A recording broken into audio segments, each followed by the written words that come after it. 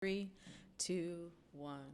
Curtis, welcome to the December 26th podcast. How are you? I'm good. Thank you for having me. Thanks for being here. Hmm. So, let me just say this, and it's not often that I share the pre-production and the conversations that DeMarcus and I have about guests. But he said repeatedly, he's like, I think you're gonna have an interesting conversation with Curtis. Yeah. So I don't know how to take that. But we're about to find out, aren't we? Yes, we are. Excited to have you. I mean, I know some of your story, of course, from the research that's been conducted, but I'm ready to hear it from the man himself. Yeah, I'm ready to give it to you. All right, so tell me, who is Kurtis Kool? Kurtis Kool is a guy who grew up in Queens, New York. Um, I came of age in the 80s, so I learned some hard life lessons. The 80s were a tumultuous time in New York. Very violent, crack, so on and so forth. And that period heavily influenced the music that now influences the world, and it influenced me to some degree. From there, I became a mental health professional, book contributor, journalist, documentary filmmaker. Am I forgetting anything? Philanthropist, political strategist. I think that about covers it. So you wearing many hats. Yeah, a lot. Yeah. So let's talk about your origins here in New York, because a lot of times people come on the show and they mention that they grew up in Queens or the Bronx or Brooklyn in the 80s or the early 90s, and they talk about, oh, I grew up in NYCHA. Like, I was in the project, so we didn't have anything. Now, your story is different, right? Yeah. Yeah, I grew up in a house. I mean, Queens is pretty much the middle class of New York City. We used to get knocked for being living in houses with backyards and stuff like that. So, yeah, it's kind of middle class, and that worked against us because when the drugs came, the more affluent your clientele, the more money you stand to make. So while people in Brooklyn and the Bronx had to wait for the 1st and the 15th to see a sales boom, when you got a working class community, as what you had in Queens, they had money all the time to spend on drugs. So that's why I think the drug dealers and kingpins in Queens became so prominent, like the Supreme Team and Fat Cat and the rest of them. It's not so much that they were smarter than anybody, but they were just surrounded by more money. And then when you went down south, it was even more money down there still. So they made even more money there. So success, whether you're doing good things or bad things, have a lot to do with timing and place. I like to call it the X factor. I've done a lot of things, I've succeeded at a lot of things, and make no mistake about it, in all honesty, with very little modesty, I think I'm a pretty smart guy, but intelligence alone can't take credit for that. Right. There's other contributing factors, and I acknowledge that. Yeah. So what was your family structure like growing up? Mom, stepfather, stepbrothers, and stepbrother and stepsisters for a period, and until they left. Then it was just me, my sister, and my brother. But you grew up going to Catholic school, is that correct? Yeah, right? for sure. So private school, student, pretty stable Yeah, stable family home. structure. Yeah. But there was an allure to a different lifestyle for you. I'm an action junkie. I'm a risk taker. I'm calculated with the risk I take. I chase that high. I don't use drugs, but I need an adrenaline rush. Even now at my age. So what drew you besides just the action? Because I would think growing up in that family structure, you were insulated and isolated as a kid from certain things. Well, it depends, because I didn't really have a close relationship with my stepfather. Like, I'll tell anybody, he wasn't abusive. He was a provider and all that, but he didn't spend much time with me.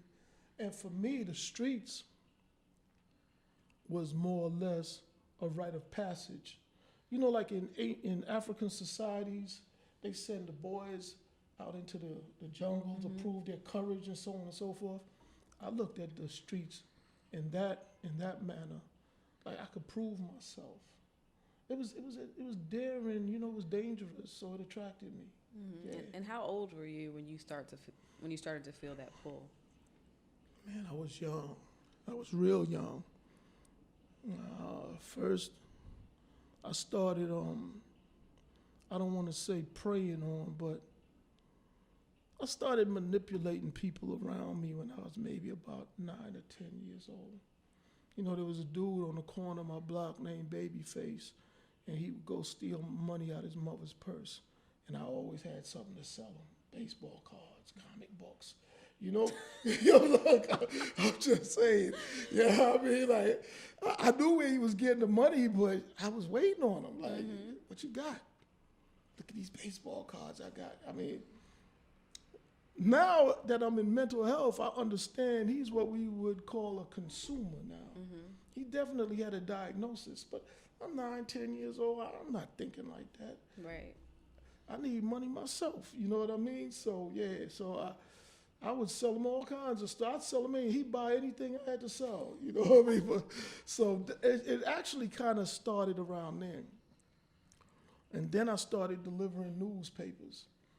And I took the newspaper money and I started buying fireworks. In the summer of '76, I remember going to Canal Street, taking the train, busing train. Now, keep in mind, I'm not even 12 years old yet, right?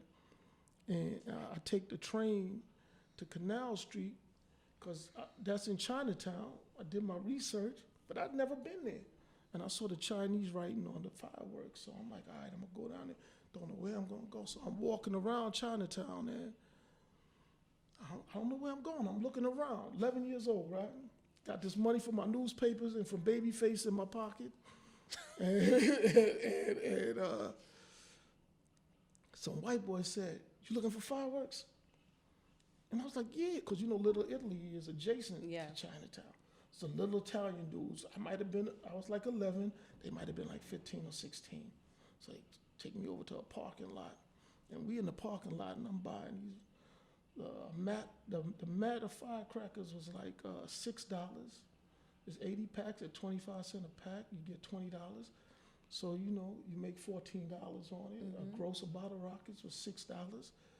And you get 12, and you sell them for $1 each. You double up. So I might have bought a mat and 2 grosses. And that's when I started hustling, just like that. So did it intensify into other things? Because for me, I'm like, all right, you know, like maybe your parents didn't know that you were buying and flipping fireworks, but... Yeah, you know, I'm going to tell you like I tell everybody, right? I have no convictions, right? And because I have no convictions and nothing was ever proven against me in a court of law, I damn sure ain't going to admit it for free. you know, Are we out of the statute of limitations? Shouldn't we be? But I get it. I'm not giving people the gun to shoot me. No, I hear you. Know, I hear you. As far as I'm concerned, I've never done anything. You sold baseball cards and watermelons, Christmas trees, fireworks. What else did I sell? DVDs. I mean, you know, but anything else, I don't know nothing about that. Listen, you know, I'm with that approach. Yeah, I understand it. Yeah, I think a lot of people are just, you know, I give up a lot of my story, but you wouldn't even believe how much I don't give up. I think a lot of people are too forthcoming with personal detail. Now, understanding how there's always somebody sitting around studying ways to use that against you. And especially with the moves that I make that are legal and political. Yeah. Some of the things I talk about deliberately, because one thing I learned from the great Don King is that if you put your business out there, it kind of takes it away from your opposition, and you get to put your own spin on it before they do. You know, I don't want the first time people hear that I have a checkered past to be in a press release that somebody else did. You understand what I'm saying? Yeah. So yeah. So I talk about a lot of things, but I only go but so far. I hear you. I hear you. So, in the streets, in a way, as a kid, seeking the action, making your own money, but you decided to go to Hampton, right? Yeah, I did, but I was a 22-year-old freshman.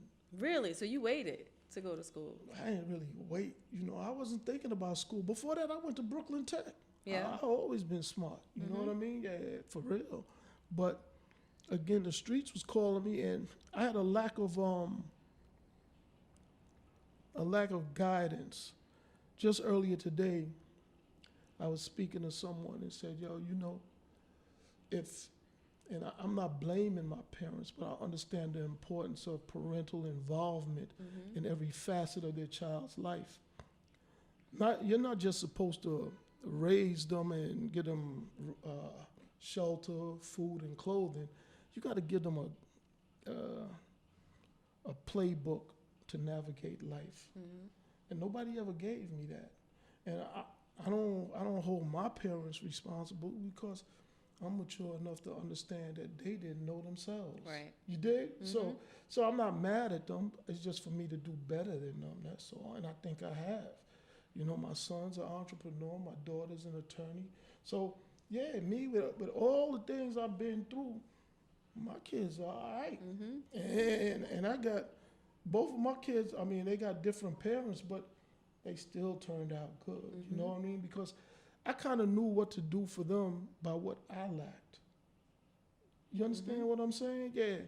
And again, I don't hold anything against anybody, and I take ownership for the choices I made, because I was very aware of everything I was doing, and never in my life did I do wrong and think it was right. Never. I don't know if that's good or bad, because I did wrong and knew it was wrong, and it was okay with me. You understand what I'm saying? A lot of people make up excuses, but yeah, I went to Hampton because I was actually on trial in Queens, in Long Island City at the time, part AP6 with Judge Pearl Appleman, and I was on trial for 6B felonies. I was facing 8 1/3 to 25. Wow. And I was 21 years old. But knowing that the trial was coming up, I went and applied to college to give my lawyer something to work with in case. Really? I got convicted. Yeah, I'm a forward thinker, big time. Strategy is my thing. You understand? So yeah, I went down. I had originally went to Hampton in '84 on another mission and discovered the school. It was called Hampton Institute at the time. So I won't ask you what the other mission was. But the other mission is what got me in trouble, where I went to trial, right? Okay. But you figured out what I tell you. But yeah, so I was down there in Hampton in '84, and I wanted to go, on the campus. I asked one of the locals to take me and my boys to the campus so we could check out some girls, We young, 20 years old, 19, whatever. And I had an epiphany of sorts when I was on the campus. Instead of looking at the girls, I was like, man, this is where I really belong. But I continued what I went down there for, went back to New York, got in trouble. But when I was on trial, I thought about Hampton. I said, let me apply to Hampton. And I got accepted. So at the end of my trial, I was acquitted of 5 counts and convicted of felonious assault. And I appealed the conviction, and I was released contingent upon me going to school, because my lawyer argued that, I was accepted in college, I would be out of New York, I wouldn't be a problem here.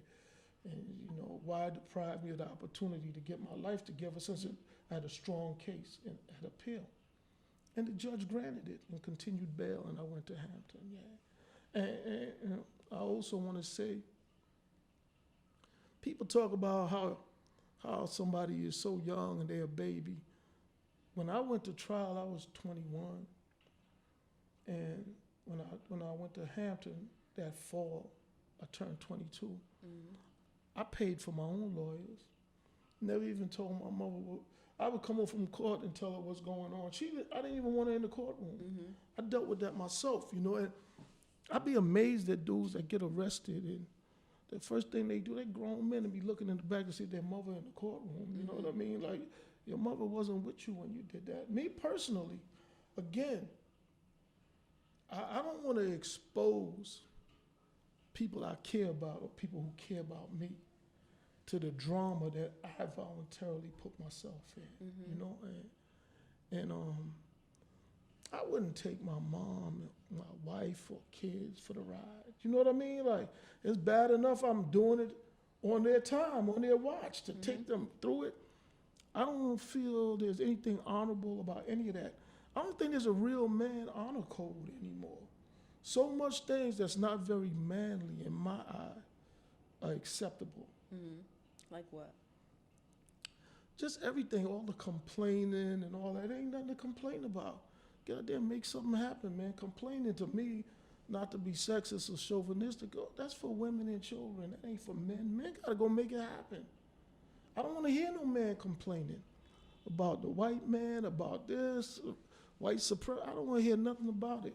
And I'm not saying it doesn't exist. My thing is like, what you gonna do? You understand? Like, when I see people, especially like on social media, white people kind of live in a lot of black people's head rent-free. They identify their blackness in direct opposition to whatever white people like, want. Whatever they want, we gotta want the opposite, because that's how we define blackness. Because constantly, I don't think about white people. I don't think about nobody until they get in my way. And then I figure out how to get them out the way. And that's it, you know? So, yeah, a lot of things that I see, and a lot of dudes do too much talking anyway. To me, you gotta earn the right to speak and be heard. And a lot of people, they ain't got no points on the board, so what you talking about? You understand what I'm saying? Yeah, like, what have you done? How you so sure that what you thinking is right? Have you accomplished anything, anywhere of note? What is your reference point? So what, you read some books that Dr. Henry Clark wrote or whatever, man, or J.A. Rogers? Like, I hear all of this stuff. Yeah. You know what I mean? All of these like wannabe professors, just like, yo, it's just weird to me. Like, they can quote everybody and everything, they just can't do nothing. You know, and it's funny you should bring that up, because there's two things we talk about on this show often. And one is that we are about highlighting the stories of black and brown folks. And we speak to our unique hurdles, but one of the pillars of the show is we can speak to it, but we don't stay there, right? It's we acknowledge that there are things, structural inequality, racism, et cetera, that we may have to, or we definitely at some point in our lives have had to overcome. We have to achieve in spite of, and how do we provide the education and tactics to navigate our unique experiences and difficulties. So that's one thing that came out of what you said that I thought about. And the other thing is, we live in this culture where it's about optics. Appearing like you're an expert on something, appearing like you're successful, wanting the instant success, putting it out there in a shiny format for Instagram or Facebook. But the people who are like really doing the work are few and far between. Yeah, and also, I think the whole concept of equality has been perverted. In what way? People think that everybody's the same, and they're not. Everyone has different skill sets, different potentials, and so on and so forth. And just because you should have equal opportunity to take your shot doesn't mean you got the same chance to have the same outcome. I think we all got to be, realistic with who we are and what's within our capabilities. And delusion got people competing with everybody else I compete with nobody but myself. The only best I want to be is my last best. Like literally, and not in a bad way, but no one matters when it comes to the goals I set. I don't even think about, yo man, he got an 85, so I gotta get an 86. You know what I mean? Like, I think a lot of people, man, they just focus on others and what they're doing too much. You gotta run your own race. So speaking that takes me to my next question about the Hampton experience. So you went to Hampton. I did. You took it seriously when you were there, No, or I was did it not. just? So what were you doing? Because it's hard enough being at the HBCU in general, and you made the decision as a strategy. Yeah, a legal strategy. Yeah. But before the year was, as soon as the year was over, I got in more trouble. I got arrested in D.C. with some. I had met two guys, one from D.C. and one from Baltimore. On campus? Yeah, Or? on campus. And, they took me back to their cities, and, man, I was just like, the funniest thing is when I was registering for classes, some dudes from Queens was down there. I think I had known them from PAL or something. They literally thought that I was on the run hiding out at campus. Like, yo. Really? Honestly. Yeah. I didn't realize my reputation was that bad. I was like, damn, what made them think that? You know what I mean? But then now that I think about it, I could understand what made them think that. But at that time, I was like, what made them think that? But so I guess the word got out, and then, I used to wear a lot of, not a lot, but I used to wear jewelry and stuff back then, so I was standing out, yeah, the big pieces and the chains and all. Yeah, I was looking the part, so, and actually being in Virginia made me stop wearing gaudy jewelry. Really? Why is that? Because everywhere I went, everybody was looking at me, and it was cool when I was doing it in New York because there was other people like that, but down there it just didn't. I stood out too much. I didn't like that. But were you, because it brings me to my point, right? They say that Hampton literally was Hillman, like what A Different World was based off of. So there are kids there who come from money, their legacy, third generation, A lot. grad, those upper echelon. And there are kids who are just first generation trying to make it happen. But you ended up there as a part of a plan, right? Yep. Period. So your whole, I can just tell that the energy and swag probably wasn't matching most people. No, it wasn't. And then I was older. Yeah, and you were older. So then you add the style to that. Were you taking it off because you felt uncomfortable, or were you taking it off because you just wanted to blend in and keep a low profile? Both. Okay. Both. By feeling uncomfortable, I thought about how I was standing out and the implications of that. And then I was like, nah, and I took it off. It was interesting because prior to the emergence of the hip hop gangster and all that, the street guys were the real influence among the young people because they were brazen, and adventurous and had swag or whatever. And a lot of people on that campus, not a lot, but there was a few, especially the ones from New York. I imagine it's like this with every place, but any place that has a reputation for anything, people who don't necessarily deserve that reputation, when they get far removed from that place, they assume it. They assume it, Like I'm sure there's some lames from Compton talking about their Crips and Bloods, you know what I mean? And same thing with New York, every place else, and they misrepresented. So I saw them down there, and they was, in character, but it's interesting. I met one guy down there, and he wasn't even in school. His name is Peter Hall, and he's deceased now. He's out of Jersey, but he's actually the guy that got Kemba Smith. Are you familiar with the case of Kemba Smith? I know Kemba. Really? Man, Kemba watched my son when he was a toddler during Freaknik, so me and Pete could run around one night. You know what I mean? Oh, you brought it back with Freaknik. I left my son in the embassy suite with Kemba and me. They was sleeping in the bed together. Me and Pete was gone. You know what I mean? But yeah, I know Kimber, and I know the guy that got her in trouble, and those kids were good kids. I never bothered with them. I used to talk to Pete, like, yo, man, you know, I like challenges.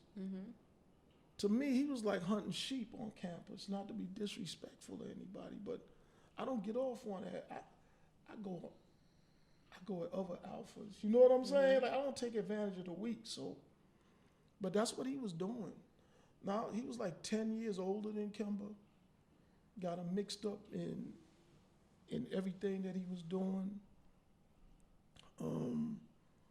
He had told me that Kimber's next door neighbor was a Secret Service agent, and her mother and father, when they met Peter, they wanted him out of her life. So they went to the Secret Service agent next door and gave him the plate numbers and all, and it started an investigation on Peter. And somehow Kimber was observed doing different things with Peter, and she was facing time. That's why, I mean, they fought for her because she's their child, but they fought hard because they know they initiated the process that got her arrested. You know, and that's a lot to deal with as a parent. Absolutely. You know what I mean? Yeah, and a lot of people don't know that part of the story. I didn't know that part of the story. Yeah, you know, but yeah, look, my life is cross-section with so many people who've been in the headlines and stuff that I knew on a personal basis, and I end up having certain experiences and things that's not part of public knowledge. And that's also why I don't really pay attention to the news. Because when you've been in the mix, see, like they got this new Malcolm X documentary out, and everybody's watching it, and all of a sudden everybody's an expert on Malcolm.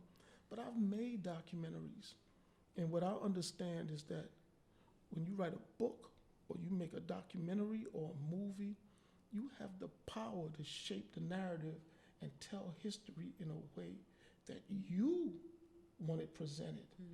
So you can have one documentary about Malcolm that makes him look like a superhero, and you can have another documentary about Malcolm that makes him look like a con man, and they can all be telling the truth.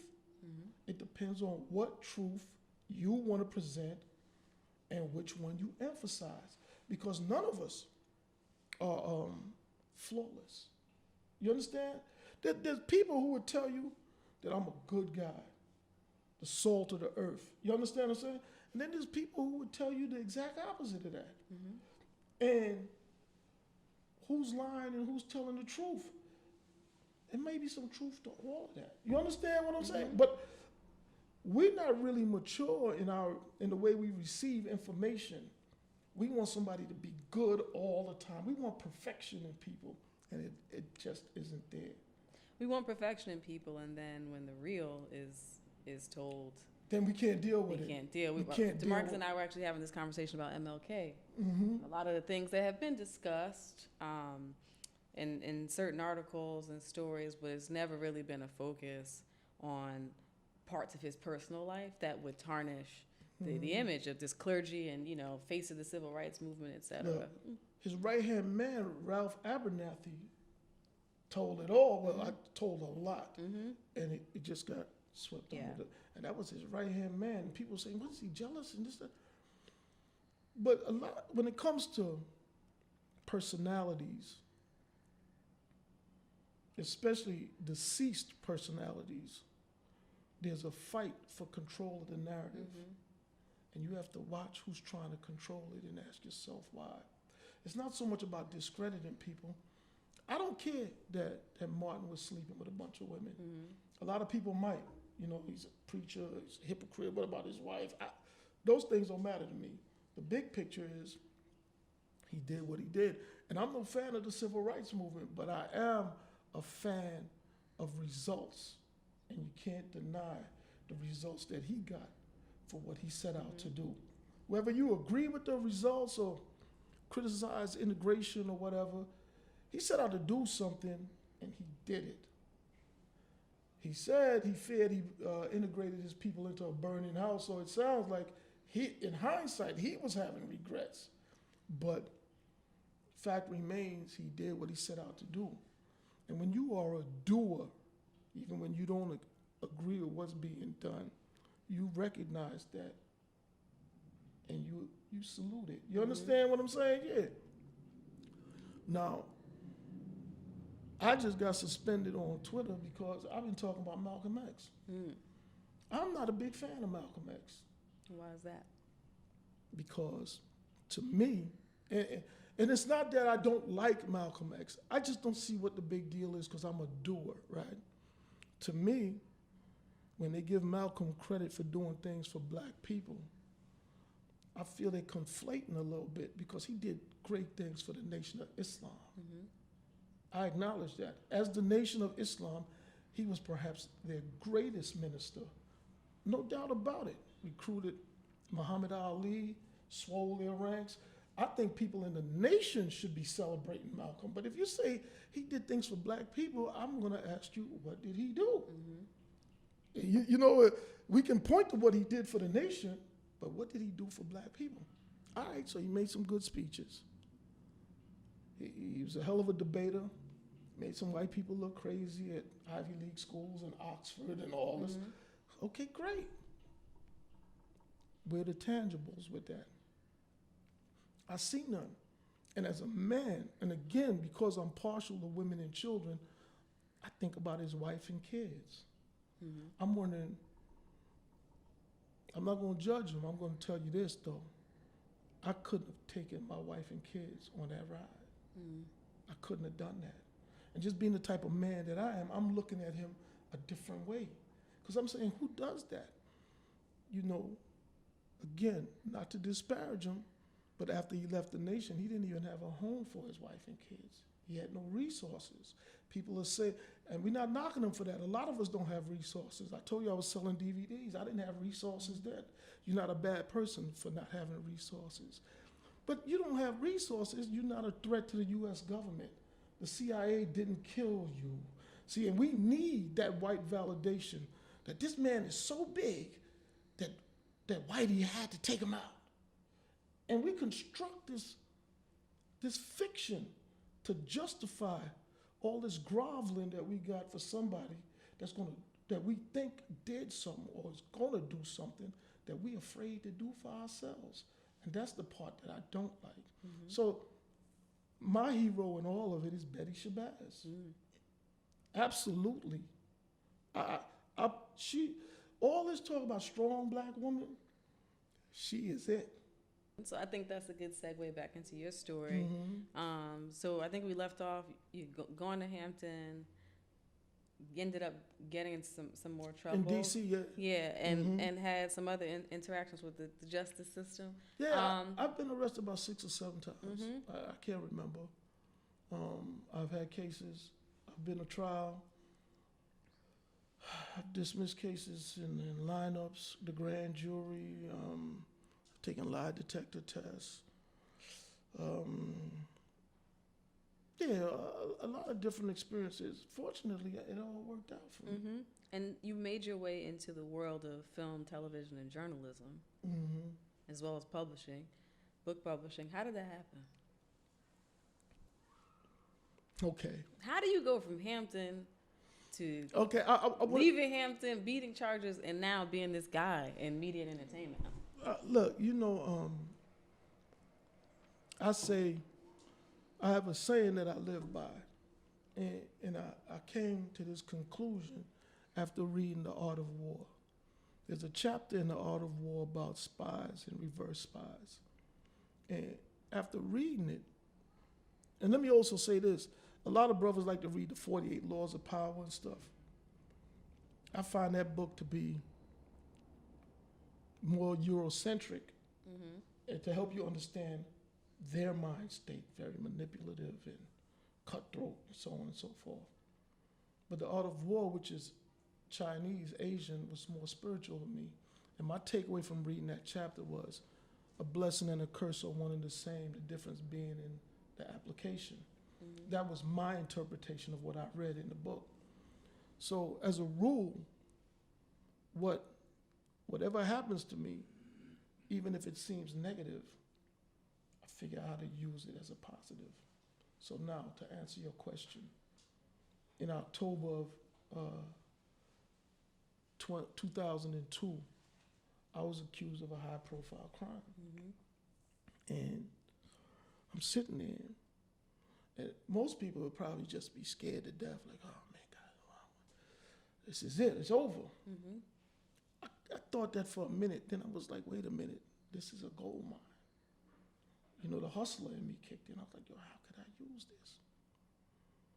Everybody talking about me. I'm walking past newsstands and my name is on the front page. I'm just like, man, they talking about me.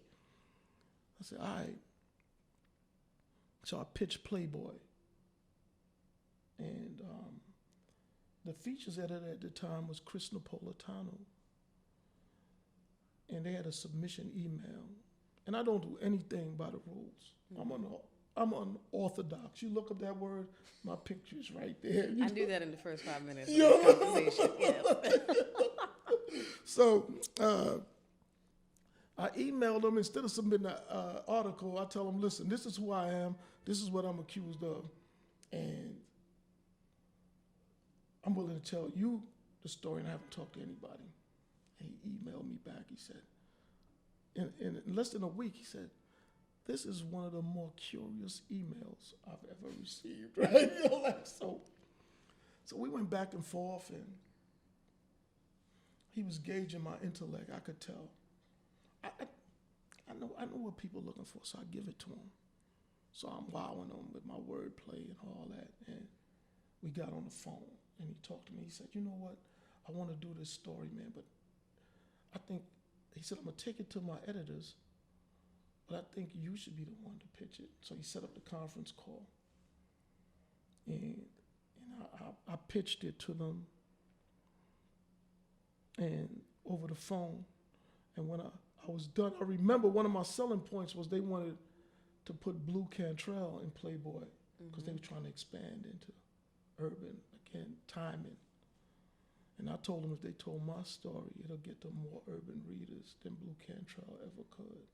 And by the time I was done, all I heard was people on, because there was people in Chicago and somewhere else, they were all on the phone. All I heard was like, wow, what a story. And somebody said, what a life. Yo, I almost bust out laughing, right? Yo, and then they did the story. So once they agreed, I said, yeah, I want to write something. So I was never formally trained as a journalist, but I'd been communicating with him in the emails. So he knew I could write. So I wrote my first piece. It was called Framed and Defamed. It was a 1,000-word sidebar to accompany the article that was written by Frank Owens. And I got paid, I think it was like $2 a word for it or something. But there's so many people with journalism degrees that never got paid for writing anything, you know. So to me, that was an accomplishment.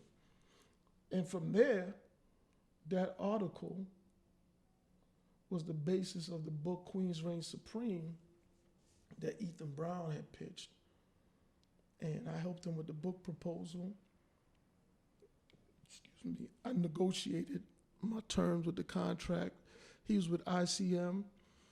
I got 25% of the gross across the board. I did all of that with no lawyer, you know? Yeah. And we did the book. And then I did a piece in King magazine about Fat Cat. I wrote that. Datwan Thomas was the editor at the time. And we worked that out. And again, timing. American Gangster, the series came. BET. And the book had came out in 2005. So by 2006, I was working on American Gangster series because the book, being that it was published by Random House and Ethan was the author, I hate to say, but I gotta say, there's nothing like white validation to increase the value of whatever we're doing. You see what I'm saying? So Nelson George, who was the executive producer or whatever for American Gangster, he was working with Asylum Entertainment. They reached out to Ethan because he wrote the book, but Ethan don't know nothing about what's in the book. You see? I would have never gotten the book deal. Ethan got it. He didn't know nothing about the subject matter. I walked him through that, got him all the interviews, everything. I had Ethan talking to people in the witness protection program. I gave him the kind of access that he ate off of for a few years. He got 2 more book deals after that. I don't think he's writing books anymore, though. But Nelson George, you know, when he was trying to do the American Gangster thing on Fat Cat, I reached out to him to be a consultant or something. He wasn't interested. He wanted Ethan. He was kind of snobbish at the time, and he and we got cool after that, but initially he was snobbish on the phone. A lot of uppity Negroes, you know what I mean? They get in these white spaces and, you can't tell them nothing. That's just the bottom line. But look. But Bill Stepney from Stepson Records, he got at Nelson for me. And somebody had put me in touch with Bill. I never met Bill. He just threw me the assist. At any time, he could call me and get a payback. You understand what I'm saying? Because that's the other thing. I don't forget people that helped me along the way. Right. So I was a consultant on the Fat Cat episode in the first season. In the second season, I was a co-producer on the Supreme McGriff episode. And in the third season, I fully produced the Jamaican Shower Posse episode. So it slowly, and guess what? They only gave me $2,000 to be the consultant. Oh, I'm not surprised. Yeah. You know, and I put these numbers out there because I want people, everybody wants to be in entertainment. Man, you might as well work at McDonald's. And I try to explain this to people all the time. The entertainment industry is a hustle because people want to be able to say that they're in it, and the industry itself trades on lower payments because they know you just want to be down. You want that clout. Yeah. So it's there are a lot of people in this industry, but there are very few people at the top of the food chain. That's right. Who are making all the money. 1%. And there are a lot of other people who have a lot of access. They're not necessarily getting the money, though. No, they're not. You know. They have the access because they also don't have the content. They're waiting for somebody to give them something. Yeah. So you got to create something. You got to add value. You can't wait for somebody to hand you something. And that's not just entertainment. That's everything. See, people think that just because they know somebody or because they black like them or something, they're entitled to something. No, you have to create something. You have to add value in your personal relationships, your business relationships.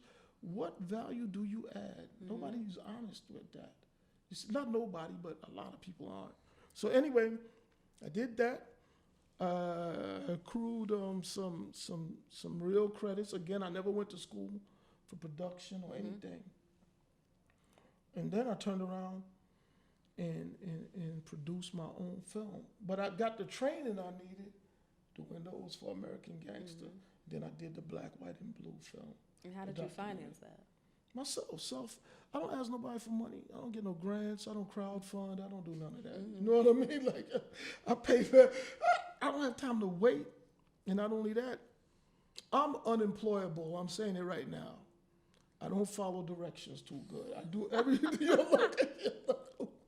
I do everything my way, and I pay for that right. It costs to be the boss. I'm gonna pay the price. All these people with bright ideas and no money, I don't want to hear nothing they gotta say. You understand? Like, I mean, this is reality. A lot of people don't. They think because they got this degree or their name is so and so. Like, who cares? You know what I mean? Like, you're not gonna lose. If anybody's gonna lose this money, it's gonna be me. Nobody else. It's my money. I'm gonna lose it. Well, I'm gonna turn it into something else. Yeah.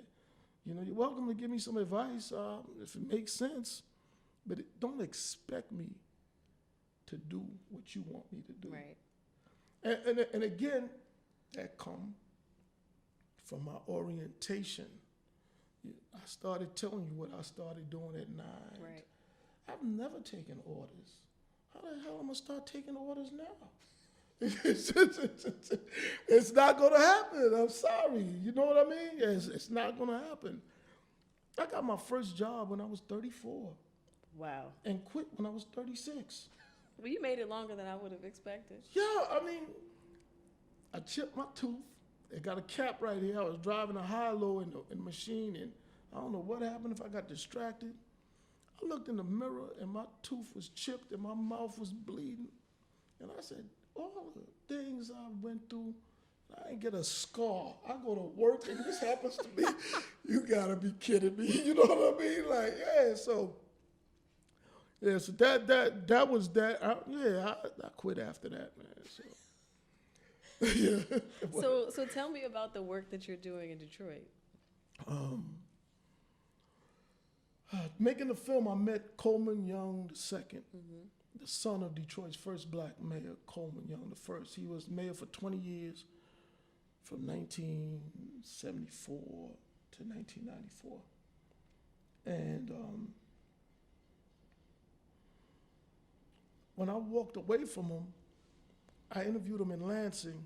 First of all, the story of how I met Coleman is crazy, because I went up to Detroit to film, didn't even know who he was.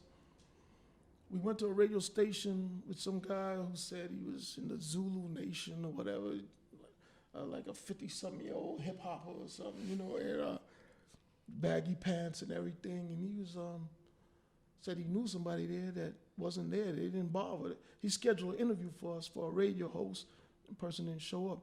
So he told us, I know Senator Young, because Senator Young at the time used to tape at the same station, different studio. So he was calling Senator Young, calling him, no answer. So one of my assistants was with me. I said, man, get the number, you call him, just instinctively. And when my assistant called, Senator Young picked right up. Again, I didn't plan it, the X factor. My assistant had a 202 number, Washington, D.C. Senator Young see a 202 number calling him. He's in politics. If Washington calling, you pick up. I didn't know that, though, but it worked in my favor. But I did know that the Zulu Nation guy, if he had been calling me, I wouldn't have picked up either. So, you know, I did figure that much out. You know what I mean? That's why I was like, yo, get the number and call him. So the next day we were in Lansing and we interviewed him. And when we walked away, I said to myself, he gonna run for mayor.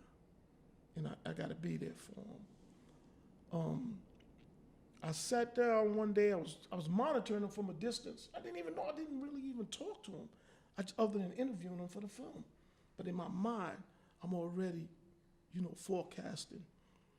And one day I'm monitoring him and I see that he's on, some guy's on the news complaining about the senator didn't pay him $200 for a website on Fox in Detroit.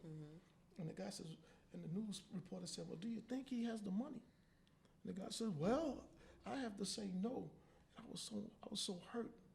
I was like, yo, why did he have to do that to him for $200? Like, I don't know what it was. Like, it was so malicious to go out your way to hurt another black man who's trying to do something. I'm sure it was a misunderstanding. So the same assistant, I said, yo, reach out to him and reach out to the senator and tell him I'll pay for the website. And I'll pay him whatever he's owed, right? So next thing you know, I'm involved in the campaign. I become his largest contributor to the Super PAC. My money. And he lost the race and everything, but it started a relationship there.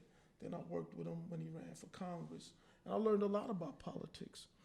I saw how the Democrats, they ran so many black candidates to split the black vote so Rashida Tlaib could get the seat of John Conyers, the second in the 13th District of Michigan.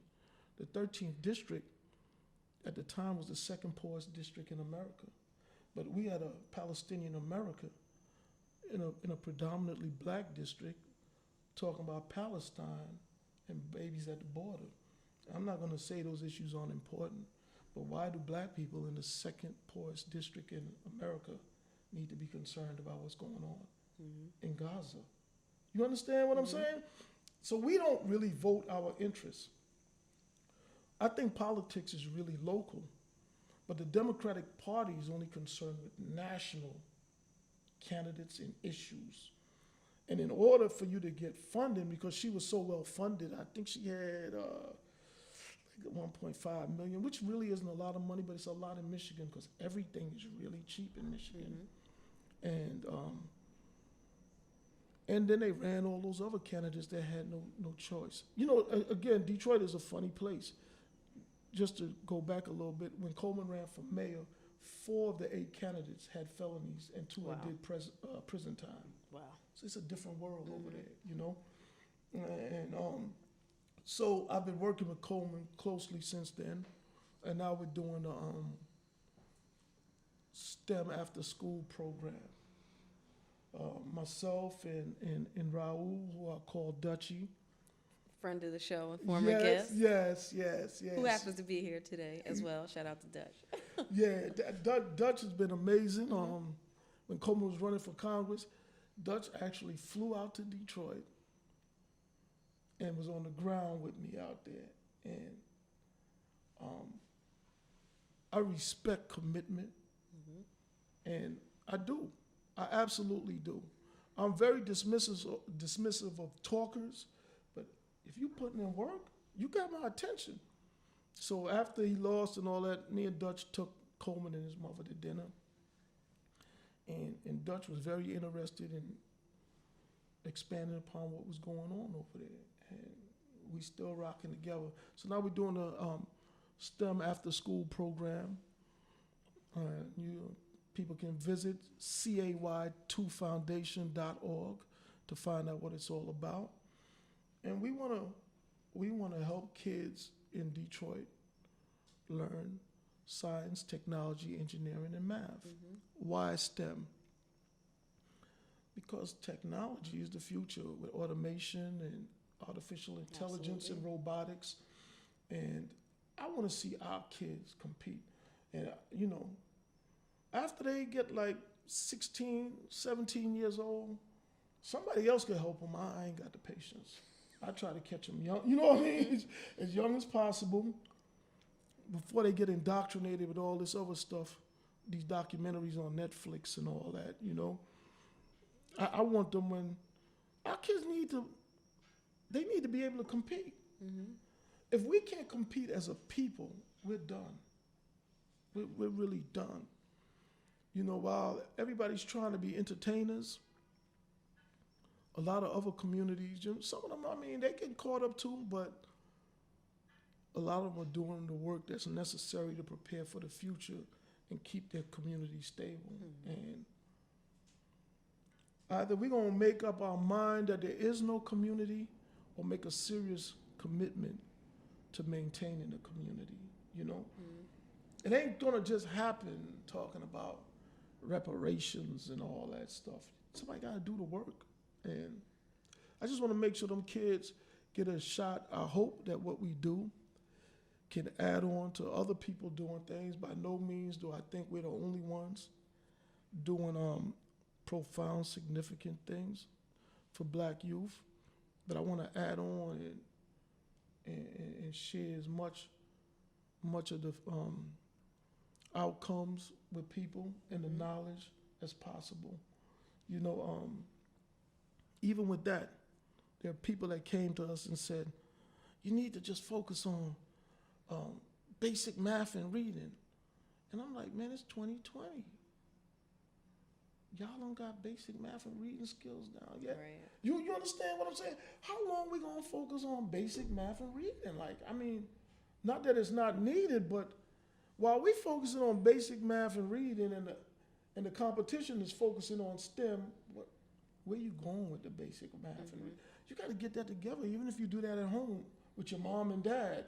By the time you come to this program, can you at least be ready to learn how to do something? And financial literacy and all these things. We basically want to just help the youth. It's not just for black youth, but by default, Detroit is an 85% black city. Right. So it's pretty much for black youth. But no, it's not just for any specific race. But I like Detroit because it's the blackest city. And I think if we set an example there of how things can work, of how we can help each other rather than petitioning the government all the time, waiting on some politician to promise us something that's never coming, that what we do in Detroit could possibly be a template to be replicated around the country. Yeah. That's awesome. Thank you. So shifting gears a bit, tell me about a time when you had to be extraordinary on an ordinary day. Man.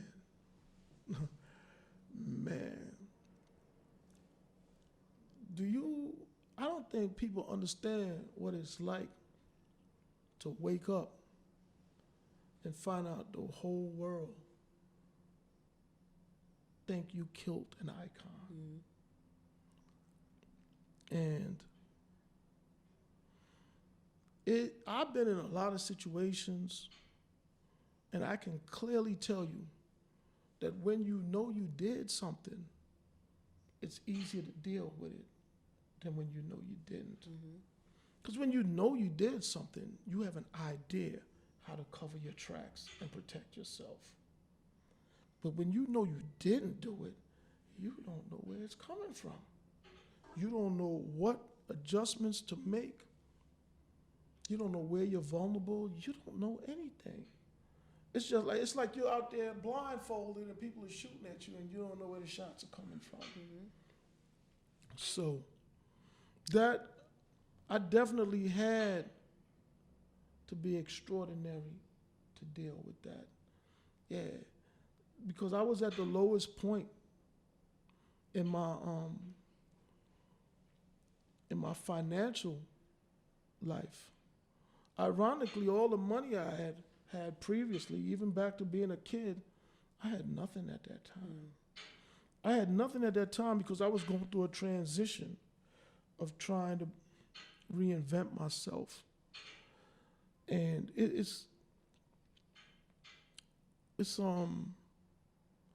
real difficult, right? If all you've been doing is wrong in your life, your network consists of people who do wrong. Right. So if you decide you want to do right, if I wanted to commit any kind of criminal activity, I could have just picked up the phone. From counterfeiting to what, you understand what I'm saying? But if I want to do right, who am I going to pick up the phone and call? So I was going through it, but I knew that I had to change my life around. And as a result, I didn't have no money whatsoever. And again, things worked out. A friend recommended Marvin Kornberg. Kornberg costs a lot of money. He had represented Justin Volpe, the cop who molested Abner Louima. He had represented the cops who shot Amadou Diallo 41 times in the Bronx. So he handled a lot of big cases. And my boy who recommended him, he had used them. So when I called Kornberg, I told him, again, I'm unorthodox. I said, listen, Kornberg, I don't have no money. I said, all I need you to do is go with me for questioning. That's it. My experience with the law made me understand that I just needed a lawyer with me so they couldn't say I admitted the things I didn't admit. I was prepared to go to jail and just sit down and have to deal with it then. And Kornberg charged me $1,000. And I got Marvin Kornberg for $1,000. And I'm sure he was taking cases for at least 60, 70,000 back then, at least. But I told him all I needed was him to walk with me to the precinct, sit there for questioning. And he took the bait because he wanted that attention. High profile. Yes. He wanted his name. He got a lot of, he got some mileage out of it. He called me about 2 years ago to talk about the case because Marcia Clark was doing a documentary and had talked to him. And you want to talk about white privilege? She lost the biggest case she should have won, and she's still getting work. You understand what I'm saying? Like, how is this woman getting any work? I mean, you lost the damn case, but Anyway, yeah, Marcia Clark was doing a thing on Jay, and Kornberg called me to see if I would do it. I said, nah, I don't want to do nothing. Because they had reached out to me. I said, look, I'm a filmmaker too. Give me some production credit. I'll help y'all out. I'll give y'all the blueprint. I'll help y'all crack the case. You know what I mean? They not interested, you know. Yeah, but anyway, yeah, that was it for me. And I went through my little situation with that, and they never even questioned me. When the day came to question me, Kornberg called their bluff. He told them if they wanted to question me, they had to charge me. And they called back about an hour later and said they didn't have nothing. They should have never put my name out there in the first place. Did you have any sort of internal dilemma about using this lawyer who had represented those cops in such a high-profile, racially charged case? Nope. It's all business. I'm not emotional about anything. I kind of knew who he was, understood. He asked me certain questions. I gave him an account that wasn't 100% accurate, and I saw the same account in the New York Post written by Murray Weiss, so I knew who he was. Yeah, I go into I don't trust nobody. Are you kidding me? Yeah, I knew what was going on. You think I really trusted him to help me? For what? I have no value to him. He's going to protect the relationships where he can keep getting paid down the line. Yeah, absolutely. Even when he forced the play, saying he's not bringing me in unless they charge me. I don't know if that was in my best interest at all, but it worked out that way. Sometimes things do. I think I'm blessed and highly favored, you know? And that's why I really try to do good and be right, you know? Because I got a lot of breaks in life. A whole lot. So, yeah. You definitely have several lives within the criminal justice system. That's for sure. Yeah, absolutely. Yeah, I didn't trust him. I don't trust any of them, man. I was in Nassau County one time, and they did a lineup. Said that they didn't have guys in my height, and this is with paid lawyers. So we did the lineup sitting down, and they didn't pick me out. So after they didn't pick me out, they wanted us to say something to see if they could recognize the voice, because they say I got a distinguished voice or whatever. After that, you know, once they don't pick you out in the lineup, you're good to go because it's not you. I'm 6'4". The suspect was 5'10". I should have never been in a lineup. My lawyer wasn't looking after my interests, and I was paying him. I mean, so I'm aware of racism. I'm aware of how people just take our money and move on to the next one. I'm aware of all these things. I just don't harp on it. I can't be disappointed by people I don't expect much from in the first place. You know? Yeah. So what's next on the horizon for Kurtis Kool? Man, I would love for Coleman to run for mayor next year and win. But he hasn't made a commitment to that. We still got time. We got 20 months, but who's counting, you know? Yeah. That's it? So just politics? That's all you want to talk about? Because I'm sure there's other things on the horizon. Well, to me, right, yeah. as a business person, I see the connection between politics and business. I kind of feel government policy affects every industry in business. So I need to get into the source rather than being at the mercy of people who write the policy. So yeah, politics is definitely where it starts for me, because I can't really have, the kind of power and influence that I'm looking for if I don't have political access. Because when you don't have, they change zoning laws and everything. Your business could go from a bust to a boom, or from a boom to a bust. I need to have that kind of protection and not just be out here on a wing and a prayer all the time, you know. So, Yeah, there's a lot of things I want to do in Detroit on a business level. Detroit seems to be what I would imagine a city at the turn of the 20th century was like. I don't even think they have a comedy club in Detroit. They need everything. We had to go to Staples to pick up some stationery and had to leave the city, literally, across the street to the suburbs to go to Staples. I mean, they have nothing. Nothing. So there's opportunity in chaos, and it's definitely a chaotic environment there. Yeah. About 700,000 people with a capacity of 2 million. A lot of empty homes. Right. A lot of corruption. A lot of rebuilding. I don't have enough money to play ball in Manhattan. You know, not even close. Not that I got a lot of money, because I don't. But I got enough to play ball in Detroit, though. You know, yeah. So, I can't wait to hear the feedback on this interview. So you mentioned the foundation. Yeah. Where else can people find you online? You have your podcast. I know you have your hands in a lot. Yeah, I got my podcast at Scoon TV on iTunes and SoundCloud and YouTube. SCOON as in Nancy TV, no spaces. Scoon TV. You can find me on Twitter too. I was recently suspended from Kurtis Kool on Twitter. They don't like my politics there too much, you know. And I just can't help myself. I speak my mind. Yeah.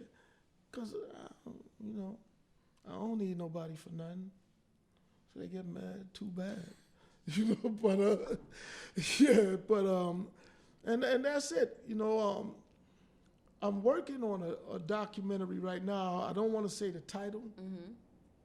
And it's covering Coleman, following him in his transformation. And I'm hoping that it ends when he gets elected. Okay. Yeah. All right. And I got a title for it. So I'm always working. I got these plans and stuff are layered, multi-tiered. And if I don't see some of it, all of it, some of it happens all the time. I never know what I'm going to do. I didn't know I was going to be in mental health in 2009. I didn't know that. I was selling DVDs in a parking lot in Georgia. And a guy who I had known from D.C., who I hadn't seen in about 15 years, he had become an ordained minister and a licensed social worker. And he was with some girl he was dating, and they was in the parking lot where I sold DVDs. He was living on another side of town at the time. And he told me, he said he told his girl, that's New York Kurt. You know, that's what they call him. He said, man, he be getting money. And his girl said, baby, are you sure? That's the DVD man. You know what I mean? Like, I was about to ask, were you selling your own DVD Masterpiece style, or literally like the dude that comes to the barber shop? No. Listen, I was out there, and they would pull up, they love Medea down there. Man, I owe Tyler Perry so much money. They would pull up, they'd be like, DVD, Hustle Man, you got that new Medea? You know what I mean? Like, yeah. Got that Medea go to jail, you know, and man, I was a fixture in the community down there, man. I sell them DVDs. Dude from New York worked in the record store. He used to call me Supreme Clientele because I would sell DVDs, right? And then take the money and go to New York and work on the American Gangster. I even took DVD money and went to see Tito Trinidad fight Winky Wright in Vegas and was sitting ringside, you know what I mean? Like, you know. The irony of you working in TV but selling bootleg material is off the charts. But anyway. Listen, they told me they was bootlegging my documentary in Miami. I said, charge it to the game, Karma. man. Yeah, exactly. You know, look, for sure. Well, listen, DeMarcus told me this was going to be an interesting interview. Yeah. It might have been the understatement of 2020 so far. Thank you. Look, the year just started. Just started. Look. But I'm going to be watching. I'm going to see what happens in Detroit. Okay. And we are deeply committed to philanthropy here and youth enrichment especially. So I'm particularly excited about the work you're doing with the youth. Okay. So best wishes there. Thank you. We'll be staying on the pulse of what's happening All right. with the being that is Kurtis Kool. Because Okay. you're in a class by yourself. That's for Okay, sure. thank you. To our listeners, you heard it here, Scoon TV, CAY2Foundation.com. Yes, the number That what you 2, mentioned? CAY2, yep. So if you want to hear more of Kurtis's colorful opinions Yes. and unique opinions on a number of matters, check him out online. And hopefully they'll let him out of Twitter jail soon. This is my 6th time. It ain't happening. I'm gone. Look. If you've enjoyed this interview, or even if you just want to talk about it, like, share, subscribe, make sure you promote it. And as always, remember to be extraordinary on an ordinary day. Take care.